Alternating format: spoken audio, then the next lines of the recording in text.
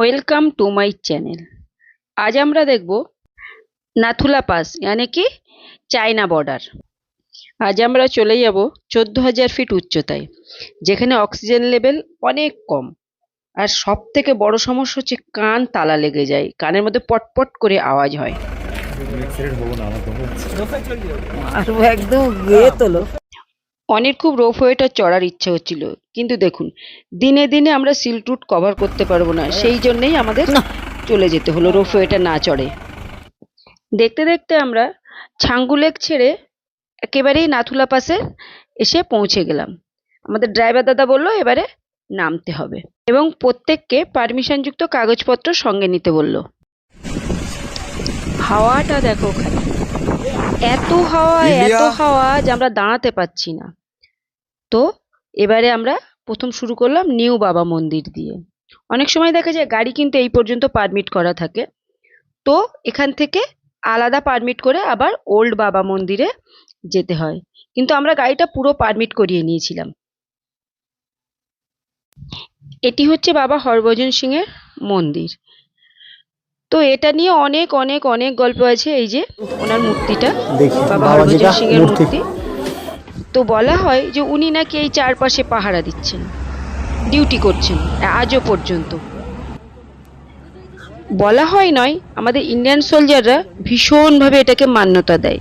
তো আমরা ওখানে বেশিক্ষণ দাঁড়ালাম না, আমরা ওল্ড বাবা মন্দিরে এলাম, কারণ ওল্ড বাবা মন্দিরটাই সব থেকে বেটার। দেখো এখানে এসে কিন্তু যে যতক্ষণ পারে, মানে এই যে সোলজারদের দেওয়া যে পায়েসটা, আমি এটা পেয়েছিলাম একটা পায়েস, এত টেস্টি এত মজার ছিল তোমাকে আমি বলতে পারবো না। তো সত্যি কথা, ইন্ডিয়ান আর্মিরা যে আমাদের জন্য কি কি করে না, এখানে যে আমরা অত কষ্ট করে এসেছি তারপরে প্রত্যেকের হাতে তারা নিষ্ঠার সঙ্গে তুলে দিচ্ছে এই পায়েস এবং জল। যতক্ষণ যে এত উঁচুতে এসে মনেই হচ্ছে না যে আমরা এত উপরে আছি এদের আপ্যায়নে। মানে আর কি কি করবে জানি না। স্যালুট ইন্ডিয়ান সোলজারদেরকে। তো এরপরে আমি ওল্ড বাবা মন্দিরে এসে আমি এই জায়গাটাই, এই ঘরটাতে সব থেকে বেশি গুরুত্বপূর্ণ, এখানে না ঢুকলেই নয়। তো আমি এই বাবার মন্দিরের মধ্যে ঢুকলাম। এটা ওল্ড বাবা মন্দির এবং এটাই সব থেকে মহত্ব পায়।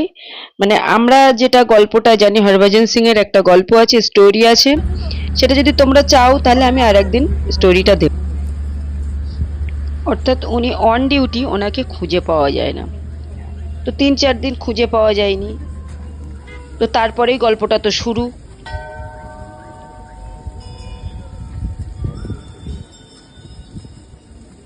भाई खाली मत चलाओ इसको यार प्लीज।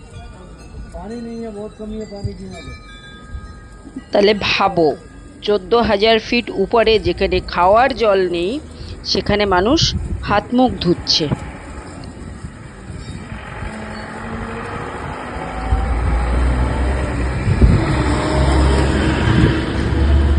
এটা হচ্ছে বাবাজির বাংকার। মানে জানো তো যুদ্ধের সময় যে বাংকার গুলো হয়, সেই বাংকার।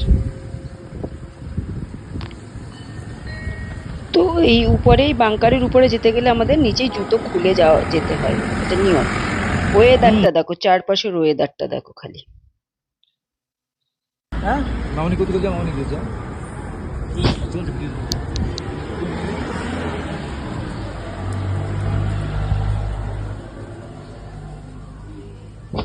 দেখো ভিতরটা তোমাদের জাস্ট আমি দেখাবো, একটু একটু করে বলবো।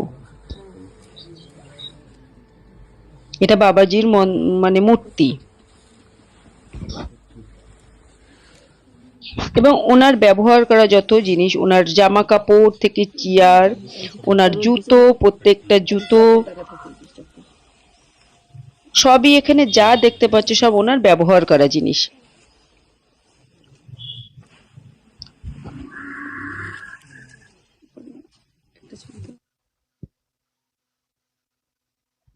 এটা ক্যাফে,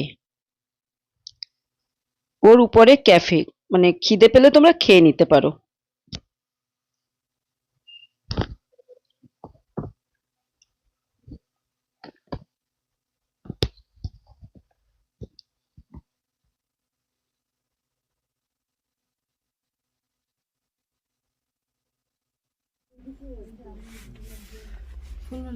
লেখা আছে দেখ।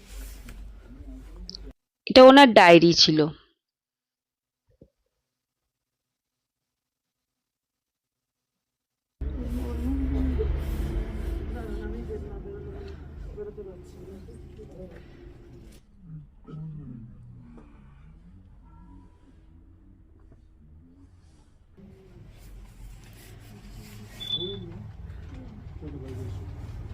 যতটা সম্ভব এটা আমার মা বাবা, এটা আমার মা।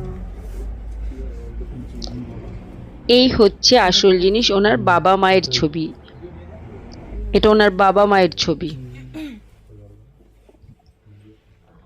তো এটা অন্যরকম ওনার মা বাবার সাথে ছবি দেওয়া আছে।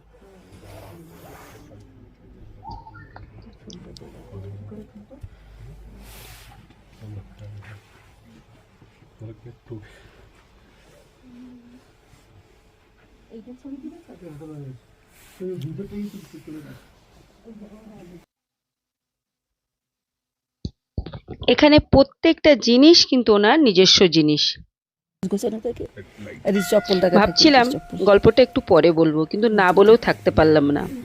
অর্থাৎ 4 অক্টোবর 1968 বাবাজি সেই সময় নাথুলা পাসে ডিউটি করছিল। তো সেই সময় উনি পা স্লিপ করে ওই পাহাড়ি ঝর্ণা নদীগুলো আছে ওখানে পড়ে যায়।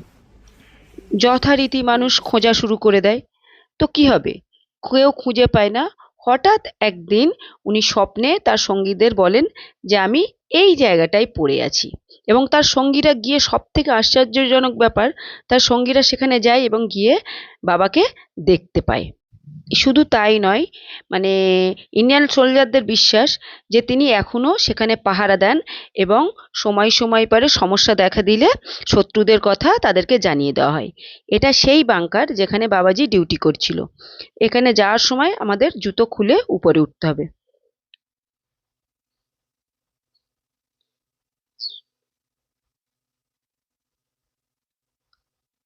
এবং আমি দেখে ওখানে খুবই ন্যারো জায়গা, এত সরু এবং ছোট জায়গা, আমি সঙ্গে সঙ্গে বার হয়ে আসলাম। এমনি উঠতে অনেক কষ্ট হয়েছিল। এবারে আমরা বাইরে বেরিয়ে এসে আমাদের গাড়িটা পার্কিংয়ে কেমন আছে দেখেও নিলাম। আমি তোমাদের জুম করে চায়নাটা দেখিয়ে দিচ্ছি। ঠিক এক্সাক্ট ওটাই চায়না। চায়না বর্ডার, একদিকে ইন্ডিয়া একদিকে চায়না। তো ভীষণ এক্সাইটেড লাগছে।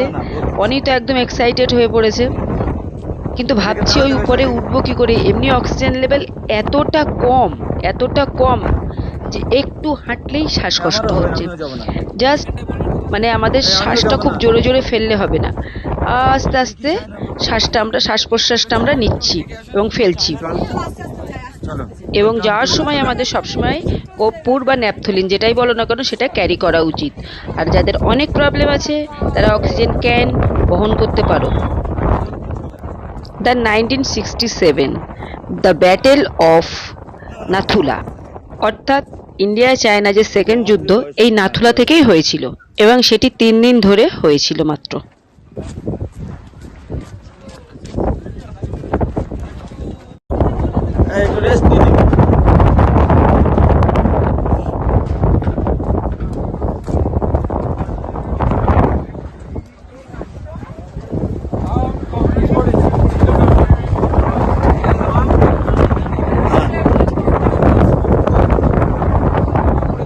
মানে এতটা ঝোড়ো বাতাস আর এতটা অক্সিজেন লেভেল কম যে যেতে যেতেই শ্বাস ফুলে যাচ্ছে। এভাবেই অক্সিজেনটা ঠিকঠাক রাখার জন্য যে ন্যাপথলিন, ওই যে অনিশ গন্ধটা নিচ্ছে, এই কর্পূর শুকতে শুকতে আমরা ও নিয়ে আবার আমাকে দিল। এভাবেই আগাতে থাকলাম। এখানে মোট 4টা পাসেস, চোলা, নাথুলা, জেলেফলা, ডোকেলা। এর মধ্যে চোলা, জেলেফলা চায়নাদের কাছে আছে, এবং নাথুলা আর ডোকালা আমাদের ইন্ডিয়াদের কাছে। ঠিক ওইটা দেখা গেল, দেখো, মানে এটা কিন্তু চায়না অফিস। দেখো ওদের পতাকাটা উঠছে দেখো, এবং ঠিক পাশেই হচ্ছে ইন্ডিয়া। একদম একটা কাঁটা তারে শুধু ফারাক। এই দেখতে দেখতে আমাদের গাড়ির কাছে আমরা সবাই চলে আসলাম।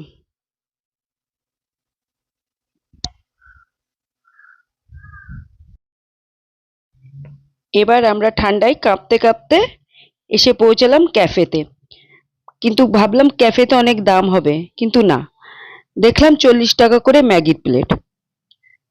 দেখো এত উঁচুতে 40 টাকা করে ম্যাগির প্লেট, মানে ম্যাগির প্লেট, অর্থাৎ আমরা কতটা রিজনেবল প্রাইসে এখানে আমাদেরকে ইন্ডিয়ান আর্মিরা দিচ্ছে। এবং সব থেকে ভালো লাগা হচ্ছে তারা নিজেরা কুক করছে, করে প্রত্যেকটা মানুষকে তারা দিচ্ছে।